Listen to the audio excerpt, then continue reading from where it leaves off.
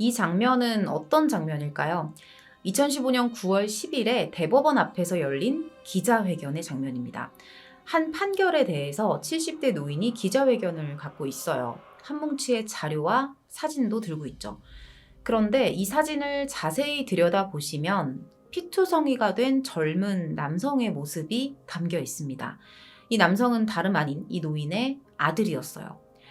이날 기자회견에서 노인이 무겁게 입을 열어 했던 말은 대법원이 잘못된 판결을 내렸다.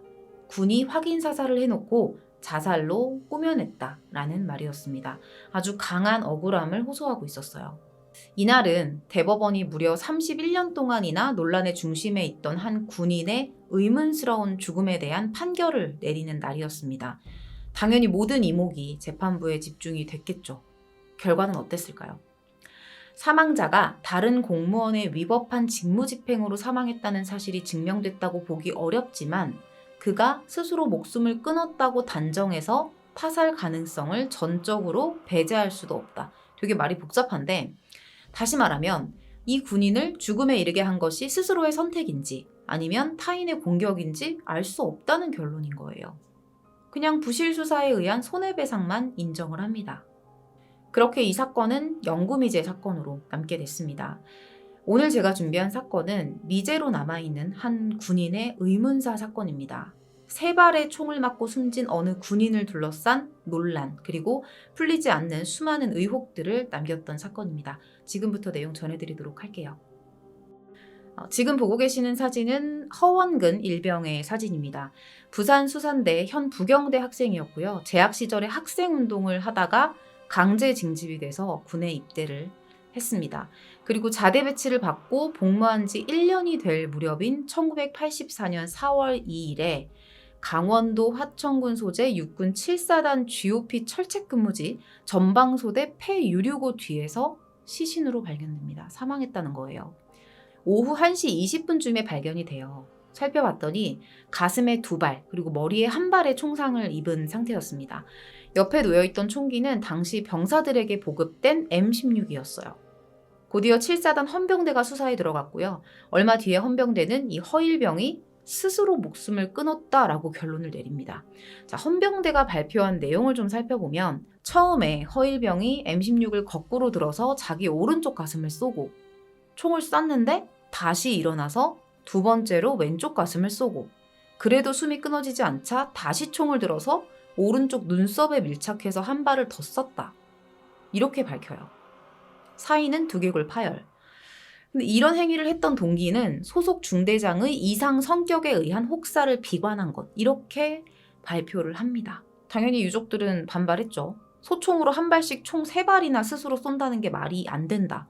무엇보다도 허일병이 그런 선택을 할 이유가 없다는 거예요. 이게 가족들의 입장이었습니다.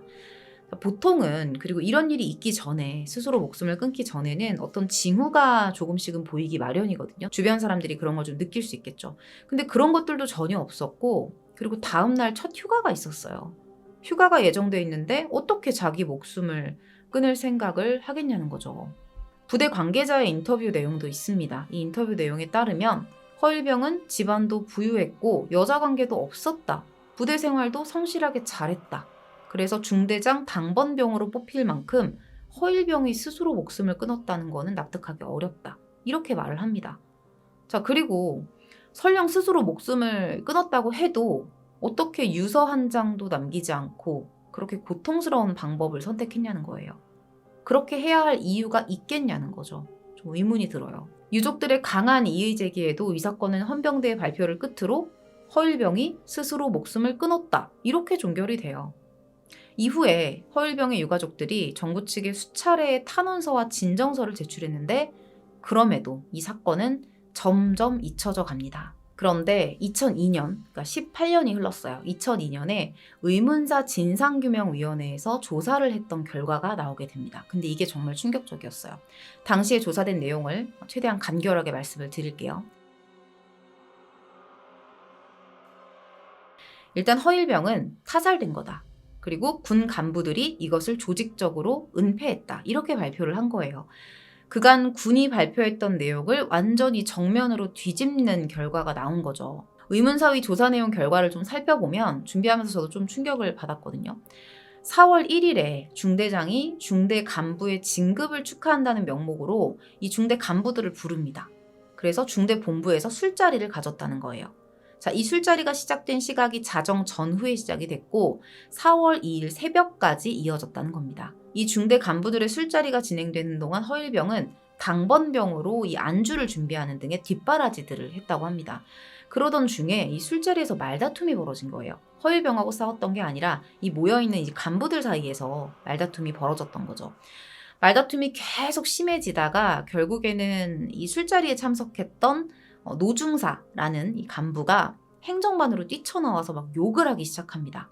그러면서 책상, 걸상을 막 걷어차고 주위의 사병들에게 화풀이를 했다는 거예요. 그때 이제 사병들이 말렸거든요. 그 말리던 사병들에게까지 폭력을 행사했다는 거죠. 막 행패를 부렸던 거예요. 자, 근데 사병들한테 화풀이를 하다가 이 병사가 노중사를 말렸어요. 그랬더니 이 병사를 밀어버리고 나서는 그 실탄이 들어있었던 M16 소총을 듭니다. 그때 이 노중사가 누구를 보게 되냐면 중대장실 앞에 대기하고 있었던 이 허일병을 발견한 거예요. 그래서 그 개머리판이라고 하는 그 총 뒷부분으로 허일병을 찍어요. 허일병도 가만히 있지 않았겠죠? 팔을 들어서 막 씁니다. 자, 여기서 열이 받은 거예요. 막 그 순간에 갑자기 총 쏘는 자세를 취하더니 막 너 죽이겠다 이러면서 고함을 치기 시작한 거죠. 그 순간에 결국에는 총이 발사됐고요. 이 허일병은 총의 오른쪽 가슴을 맞고 중대장실과 가까운 벽과 침상 쪽으로 기대어 쓰러졌고 이후에 병사 2명이 이 쓰러진 허일병을 살펴봤다는 겁니다. 그리고 이 노중사는 겁먹은 표정으로 한동안 총을 양손으로 잡고 팔을 내려뜨린 상태로 서 있었다는 거예요. 자, 이후에 이 사건이 벌어졌어요. 이미 사건이 다 벌어진 이후에 중대 간부들이 사건 대책을 논의하기 시작합니다. 그래서 가장 먼저 했던 게 이 허일병의 관물함을 막 뒤져요. 그리고 이 중대장이 대대에 허일병이 스스로 목숨을 끊었다고 보고를 했다는 거죠. 대대 간부는 이른 아침에 와서 이 사실을 확인을 했고 이후에 내무반 내에서 물청소가 진행됩니다. 더 충격적인 건 이 사건을 은폐하기 위해서 누군가 이 시신을 중대 본부 내무반 밖으로 옮긴 다음에 2발을 더 쐈다는 거예요. 처음에 1발을 맞고 사망을 했는데 은폐를 하려고 나중에 2발을 더 쐈다는 거예요. 그리고 또 물청소를 했다는 겁니다. 의문사위는 추가로 당시 헌병대 수사 과정에서 부대 간부들이 은폐를 위해서 이 현장과 시간 그리고 중대원들의 알리바이를 조작했다는 의혹을 제기해요. 자, 여기에 국방부가 반발합니다. 의문사위가 사건의 증거와 증언을 날조했다는 거예요. 그래서 가만히 있지 않고 특별진상조사단, 일명 특조단이라는 거를 꾸려서 자체적으로 조사를 하기 시작해요. 그리고 2달 뒤에 허일병이 스스로 1시간 10분 동안 3발을 쏴서 목숨을 끊었다. 스스로 목숨을 끊었다. 이런 결과를 발표를 해요. 용의자로 지목됐던 이 노중사가 있었잖아요. 총을 쐈던. 이 노중사에 대해서도 혐의가 없다라는 결론을 내립니다. 그러니까 이 한 사건을 놓고 두 기관이 전혀 다른 이야기를 하고 있는 거예요. 전혀 다른 결과를 내놓은 거죠. 자, 그러면 이제 이 의혹들을 하나씩 나열을 하면서 이 두 기관의 주장을 조금 비교해 볼 수 있을 것 같아요. 첫 번째로 그 의문사위는 허일병이 1시간에 걸쳐서 스스로 위치를 바꿔가면서 3발을 쐈다. 이렇게 볼 만한 근거가 부족하다. 그러면서 스스로 목숨을 끊은 것에 대한 의문을 제기합니다. 이에 대해서 국방부는 첫 2발이 간과 허파를 손상시키긴 했지만 이건 치명상은 아니었다. 목숨을 잃을 정도는 아니었다는 거예요. 그리고 사람이 죽으려고 마음 먹으면 아무리 고통스러워도 반복적으로 끝까지 시도할 수 있다. 이런 선택을 한 사람들의 심리상 가능한 일이다. 이렇게 주장을 합니다.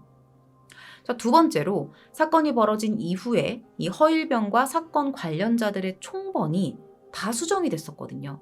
근데 이것에 대해서 군 당국은 총기가 바뀐 거를 확인해서 수정한 것일 뿐이지 절차상의 하자는 아니다. 그런 건 없었다. 라고 주장을 합니다.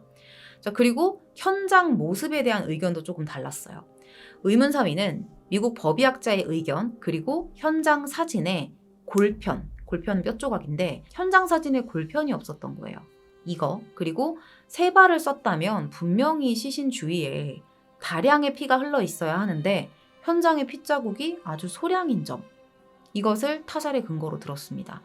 상식적으로 생각을 해보면 아무리 목숨을 끊을 의도가 있었다고 해도 스스로 세 발을 쏘는 것도 쉽지가 않은데 만약에 그게 가능했다고 쳐도 일단은 혈흔이 너무 소량이라는 거죠. 이에 대해 국방부는 사고 당시 피가 두꺼운 동절 피복으로 스며든 상태였고 골편이나 뇌조직은 공중으로 흩뿌려진 상태다. 이렇게 말을 하면서 일반적인 사고 사례하고 이거랑 크게 다르지 않다고 반박을 합니다. 근데 아무리 그래도 총을 3번을 쐈는데 단순히 동절 피복으로 스며든다고 그게 그렇게 적은 소량으로 발견되는 상황이 가능할까요? 자, 그리고 이 사건에 대해서 10명의 사람이 시신의 발견 장소를 증언을 하거든요. 그런데 이 10명의 말이 다 달라요. 이거는 허일병이 타살된 후에 이동되었다는 정황으로도 볼 수 있겠죠. 여기에 있을 때 본 사람이 있고 여기에 있을 때 본 사람이 있고 다 다를 수 있다는 겁니다. 반면에 국방부는 이 진술자들이 18년 전의 일이라서 잘 기억을 못하는 거다. 폐유리구에서 시신을 발견한 최초 목격자 2명의 진술이 확실하다고 반박을 합니다. 이렇게 의문사위와 국방부의 입장이 격렬하게 충돌하는 와중에 되게 미심쩍은 사건도 벌어지는데요. 그 특조단, 아까 전에 국방부에서 꾸렸던 특별진상조사단, 이 특조단 출신의 A 상사, 이 A 상사의 총기 발사 논란이 발생한 거예요. 자, 이 내용을 좀 간단하게 설명을 드릴게요. 조사가 진행이 되던 과정에서 이 특조단에서 의문사위 측으로 허일병 조사 자료를 조금 요구를 해요. 의문사위는 여기에 협조합니다. 자료를 보내줘요. 그래서 의문사위에서도 특조단에게 조사 기록을 좀 보내주세요 라고 요청을 해요. 근데 안 보내주는 거예요. 그래서 다시 요구를 하거든요. 그랬더니 특조단이 딱 핵심 자료만 딱 빼고 일부만 보내준 거예요. 그래서 의문사위 측에서 딱 보고 이거 뭐야 핵심 자료는 없잖아 이렇게 생각을 하고 이거를 확보하기 위해서 특조단에 있는 A 상사와 접촉을 시도합니다. 자, 이 사람이 누구냐면 앞서서 총기 번호가 수정됐다라는 내용을 처음 밝혀냈던 인물이었거든요. 그래서 의문사위도 이 A 상사가 그만큼 이 사건을 해결하는 데 어떤 의지가 있다라고 봤던 거예요. 실제로 이 A 상사는 의문사위 조사관을 자신의 집으로 부를 정도로 아주 협조적으로 임했습니다. 그런데 얼마 뒤에 이 의문사위 조사관들이 다시 A 상사의 집을 찾았을 때 이 사람이 완전히 돌변해 있었어요. 이 조사관들한테 가스총을 쏘는 거예요. 그러면서 내가 줬던 자료 다시 달라고 막 난동을 부리는 거죠. 자해소동까지 합니다. 결국에 의문사위는 이 A 상사의 어떤 그 특조단의 핵심 자료를 확보하지 못하고 돌아서야 했어요. 그 자료에 대체 뭐가 담겨 있었던 걸까요? 임기를 마친 의문사위는 그간의 모든 결과를 종합해서 진상규명은 불능하지만 타살은 확실하다라는 결과를 발표합니다. 자, 이를 토대로 허일병의 유족들은 2007년에 국가를 상대로 소송을 내요. 그래서 이 허일병 사건이 법적 공방으로 이어지게 되는데 1심 재판부는 2010년에 허일병의 죽음을 타살로 규정하고 유족에게 9억 2천만 원을 지급하라는 판결을 내립니다. 당시 재판부는 여러 가지 증거를 종합하면 허일병은 누군가 총을 쐈거나 반항할 수 없는 상황에서 본인의 의사와 무관하게 총이 발사된 것으로 보인다. 어느 쪽으로 보든 소속 부대 군인에 의해 타살된 것으로 판단된다. 이렇게 밝혔습니다. 그러면서 이제 9억 2천만 원 지급해라. 이렇게 됐던 거예요. 근데 그 당시에 재판부가 이 허일병을 살해했는지는 특정하지 못했어요. 누가 살해했는지. 앞서 의문사위는 이 노중사가 허일병을 숨지게 한 뒤에 누가 추가 총격을 가했다고 발표를 했었는데 재판부는 노중사가 술에 취해서 난동을 부린 적은 있지만 총을 쐈다고 보기는 어렵고 누가 총을 쐈는지에 대한 이런 관련자의 진술들이 엇갈리고 증거가 부족하기 때문에 판단하기 힘들다라고 덧붙였습니다. 그렇게 허일병 죽음의 진실이 조금이나마 밝혀지는 줄 알았어요, 유가족들은. 그런데 이어진 항소심에서 다시 충격적인 판결이 내려집니다.